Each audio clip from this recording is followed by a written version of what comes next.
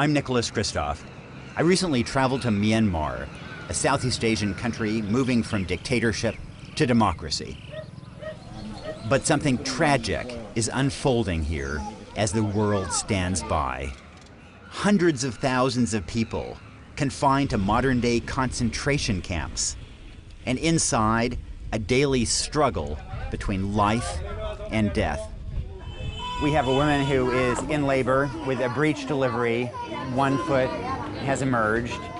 People like Manoora Begum are locked up here because of their ethnicity. They live behind fences and police checkpoints.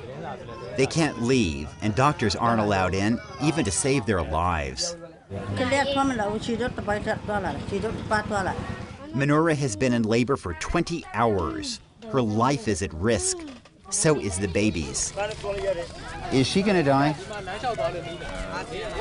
Can you explain to them that we're journalists from the United States? We're trying to understand the situation with the Rohingya?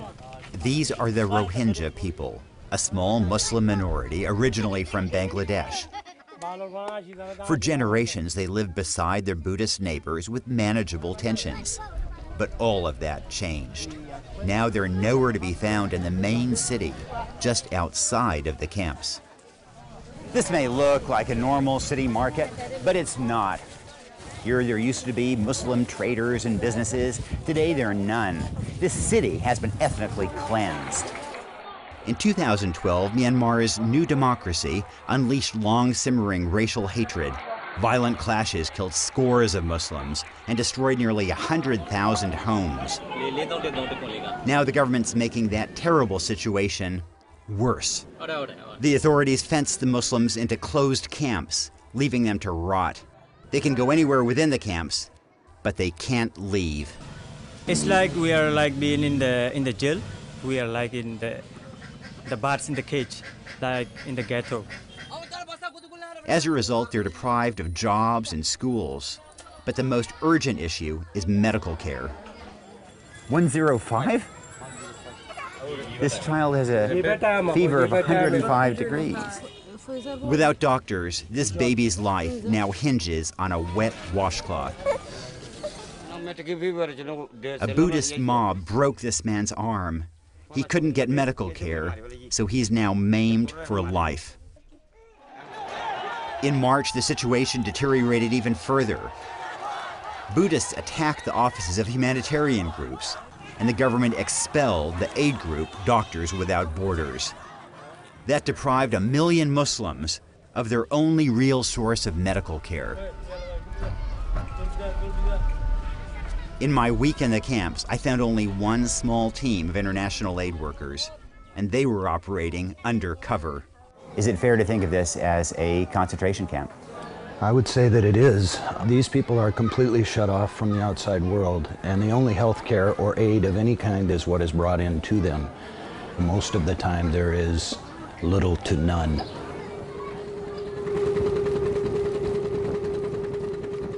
Thousands of Rohingya Muslims have risked their lives fleeing by boat to neighboring Thailand.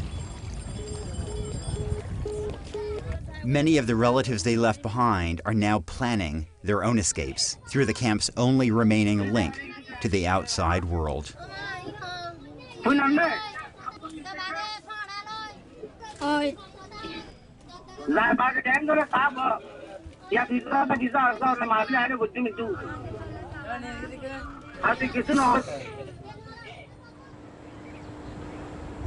But the problems here go so far beyond the camps.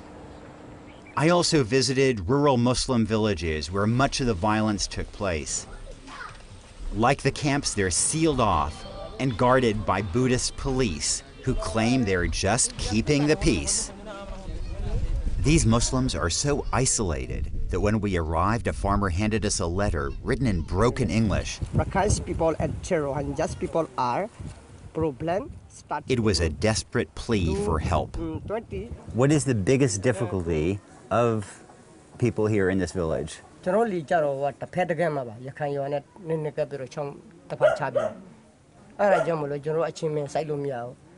are you afraid? Is it possible that after we leave that you will be punished for talking to us? During our conversation, the police hovered just outside.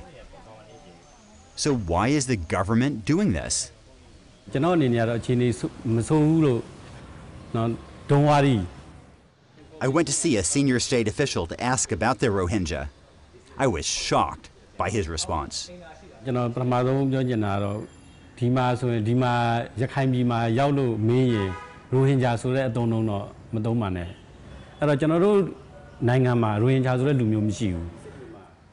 How can there be progress for the Rohingya when officials deny their very existence? In the camp the other day, we saw a young woman who desperately needed a C-section.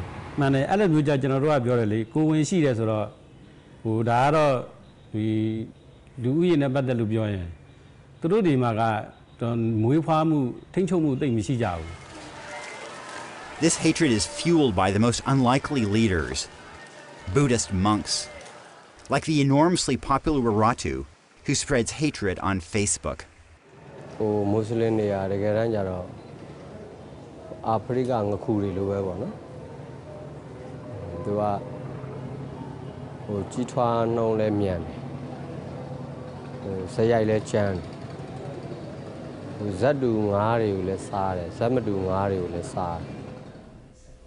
Pop into even a remote monastery, and you can find echoes of Waratu.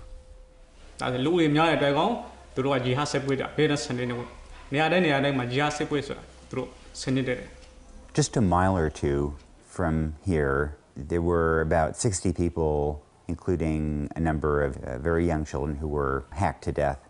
Do you have a responsibility as a religious leader to try to prevent this from happening again?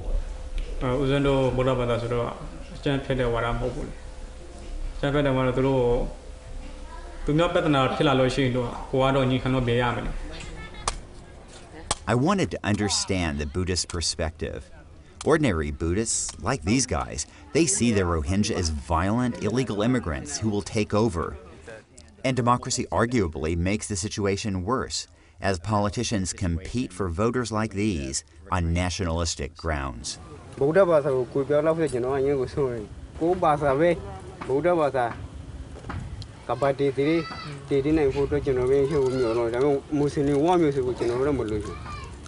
Frankly, that's a ridiculous fear. Myanmar is 90% Buddhist. My fear is that this poison could bring down the whole country. If you saw a Muslim boy your age, what would you do? How would you react? Back in the camps, Muslims with medical crises have nowhere to turn but to these makeshift pharmacies. That's where I found Manura, the pregnant woman who was struggling to deliver her baby. I couldn't stand by and watch her die. Our van took her from the pharmacy to one of the few government clinics in the camps. But of course, nobody was there. We called for a nurse, but when she finally showed up, she said she wasn't up to the task. Is she gonna die? She will die. It seems to me that what is killing her is not just the breech birth, but it is also the government policy of not allowing more doctors here.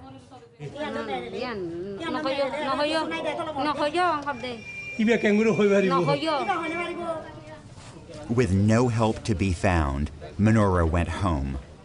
Miraculously, she survived. Her baby girl did not.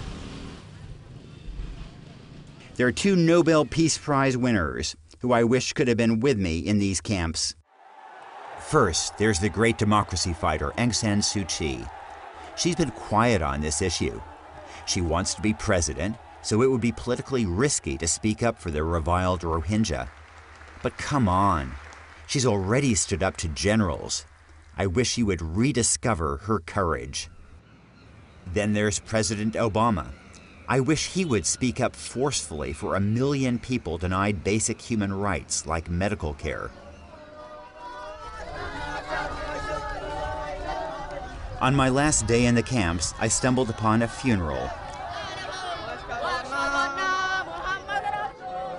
This 35-year-old man suffered from tuberculosis, a treatable disease if you can get medicine. But when the government banned aid groups, he was left to die, leaving behind a wife and 5 children. One more unnecessary grave in a camp full of unnecessary graves.